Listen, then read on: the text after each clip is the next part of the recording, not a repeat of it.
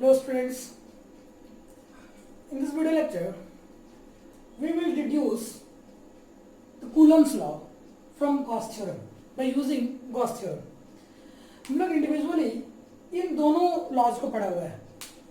अभी recently Gauss theorem को भी पढ़ा और काफी पहले हम लोगों ने कूलम्स लॉ को भी पढ़ा हुआ है. दोनों को एक बार रिमाइंड करते हैं. तो कूलम्स लॉ में हम लोगों ने पढ़ा था, जो कि काफी पहले पढ़ा था, कि whenever there will be two charges, जब भी दो चार्जेस होगा तो वो क्या करेगा, एक दूसरे पे फोर्स एक्सर्ट करता है और उस फोर्स का जो मैग्नीट्यूड होता है, इस according to the Coulomb's law, उस फोर्स का जो मैग्नीट्यूड होता है दो चार्जेस के बीच, स्टेशनरी पॉइंट चार्जेस के बीच जो लगने वाला फोर्स हो रहा है वो क्या होता था, तो ये होता था 1/4πε0 Q1 Q2 by R square. और अभी रिसेंटली गॉस थ्योरम में हम लोगों ने पढ़ा है फ्लक्स निकालने का आसान सा तरीका.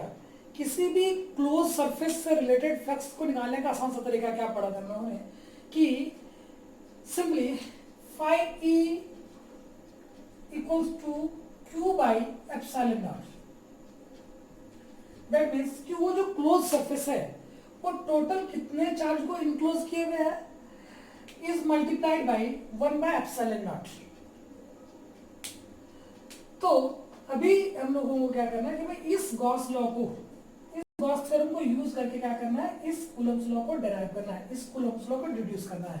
तो कैसे, इसके लिए हम लोगों ने क्या किया है कि एक पॉइंट चार्ज Q को कंसिडर किया है. This is the point charge,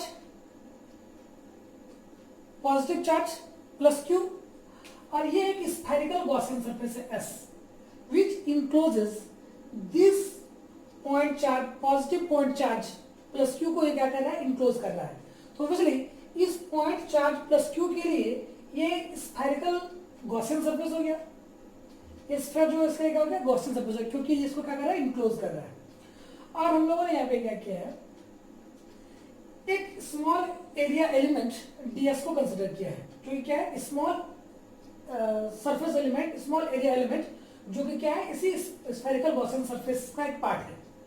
अभी हम लोग जानते हैं कि इस किसी भी पॉइंट चार्ज के कारण, पॉजिटिव पॉइंट चार्ज के कारण यहाँ पे इलेक्ट्रिक फील्ड होगा, और हम लोग जानते हैं कि वो इलेक्ट्रिक फील्ड क्या होता है, तो स्फेरिकली सिमेट्रिक होता है. ये सारी बातें हम लोगों ने तब भी की थी जब हम लोग गॉस थ्योरम को प्रूव कर रहे थे कि इस Q के कारण क्या होता है, तो इसके चारों ओर जो स्फेरिकली सिमेट्रिक इलेक्ट्रिक फील्ड होता है, और इलेक्ट्रिक फील्ड कितना होगा, तो E equals to 1/4πε0 Q by R square के बराबर होता है. ठीक है. तो अभी इसके कारण जो इलेक्ट्रिक फील्ड होगा वो E इधर की ओर होगा, और इधर किधर क्या होता है, तो ये रेडियली आउटवर्ड होता है. किधर क्या होता है, तो ये रेडियली आउटवर्ड होता है. अभी ये जो ds है, स्मॉल एरिया एलिमेंट, हम लोग जानते हैं कि एरिया क्या होता है, वेक्टर क्वांटिटी होता है, और एरिया वेक्टर का डायरेक्शन क्या होता है, तो अपने उस सरफेस के परपेंडिकुलर. तो ऑब्वियसली एरिया वेक्टर का भी जो डायरेक्शन होगा वो यही डायरेक्शन होगा, रेडियली आउटवर्ड. दैट मीन्स कि यहाँ पे E और ds जो है दोनों दूसरे के पैरेलल है, दोनों का डायरेक्शन जो है वो सेम है. और क्या है, तो यहाँ पे दोनों के बीच बनने वाला एंगल, एरिया एलिमेंट ds और E के बीच जो बनने वाला एंगल है वो क्या है, थीटा इक्वल टू क्या है, 0 है. मतलब कि दोनों का दोनों क्या है, तो रेडियली आउटवर्ड है. दोनों का दोनों रेडियली आउटवर्ड है. थीटा का वैल्यू क्या है, 0 डिग्री.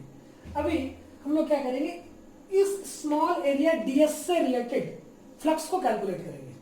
तो हम लोग जानते हैं चूंकि ये स्मॉल एरिया है तो इससे रिलेटेड फ्लक्स भी स्मॉल होगा. क्या होगा इससे रिलेटेड फ्लक्स, तो d phi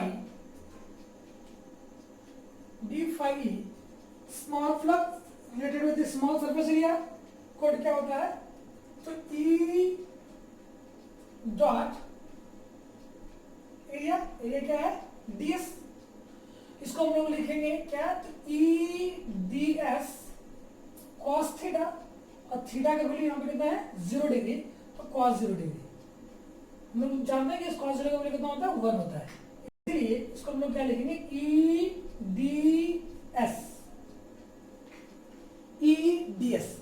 ये क्या है, तो ये सिर्फ स्मॉल एरिया एलिमेंट, इस स्मॉल सरफेस एलिमेंट ds से रिलेटेड फ्लक्स है।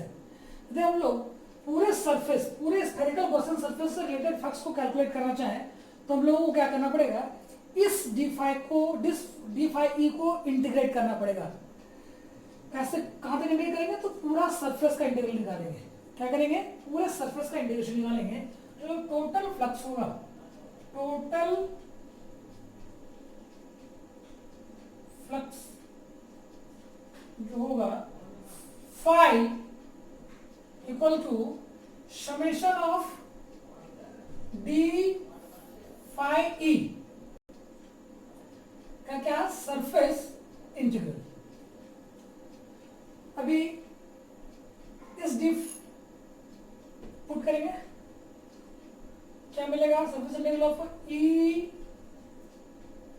देखिए ये तो कांस्टेंट है, अभी इसको क्या मिलेगा, तो ई जो कांस्टेंट वो निकल जाएगा, सरफेस इंटीग्रल ऑफ ds। तो क्या करना पड़ेगा, इस ds को पूरे सरफेस पे इंटीग्रेट करना पड़ेगा। और पूरा सरफेस क्या है, ये एक स्फेयर है, और स्फेयर का टोटल सरफेस एरिया क्या होता है, तो 4 पाई r स्क्वायर के बराबर होता है। किसके बराबर होता है, 4 पाई r स्क्वायर के बराबर। दैट मीन्स जो टोटल फ्लक्स हम लोगों को मिलेगा फाई, वो किसके बराबर होगा, तो E इंटू टोटल एरिया 4 पाई r स्क्वायर के बराबर। यहां तक का कैलकुलेशन हम लोगों ने लास्ट डे भी किया होगा, इसलिए यहां तक समझने में हम लोगों को कोई खासा परेशानी नहीं हुआ होगा, क्योंकि ये कैलकुलेशन हम लोगों ने लास्ट डे भी किया था। अभी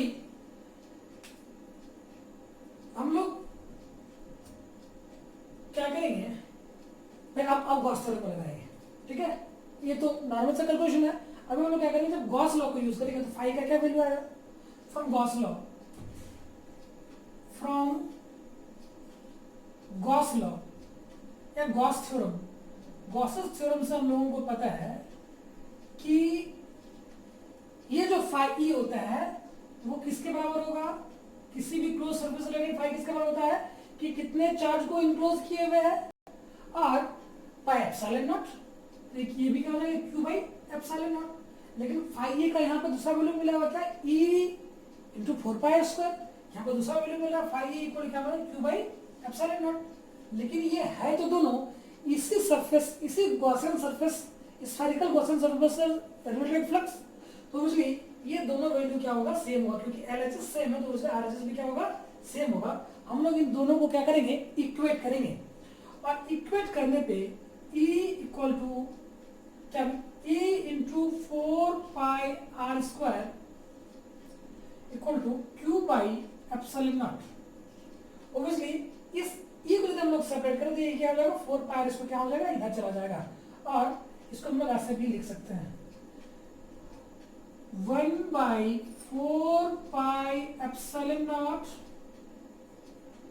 क्यू बाई आर स्क्वायर, ऐसा भी हम लोग लिख सकते हैं। उसके बाद हम लोग क्या करेंगे कि भाई यहां पे एक टेस्ट चार्ज क्यू नॉट को रख देंगे, एक टेस्ट चार्ज क्यू नॉट को रख देंगे, और इस क्यू नॉट पे इस क्यू के कारण लगने वाला फोर्स को कैलकुलेट कर लेंगे।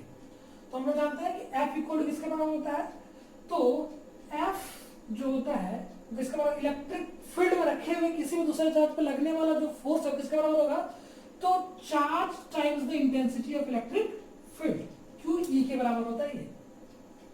तो यहाँ पे क्यू किसका बराबर है, क्यू नॉट के बराबर है, ठीक है, क्यू किसका बराबर है, क्यू नॉट के बराबर, और ई का यहाँ पे वैल्यू मिला हुआ है क्या, तो 1 by 4 pi epsilon naught q by r square.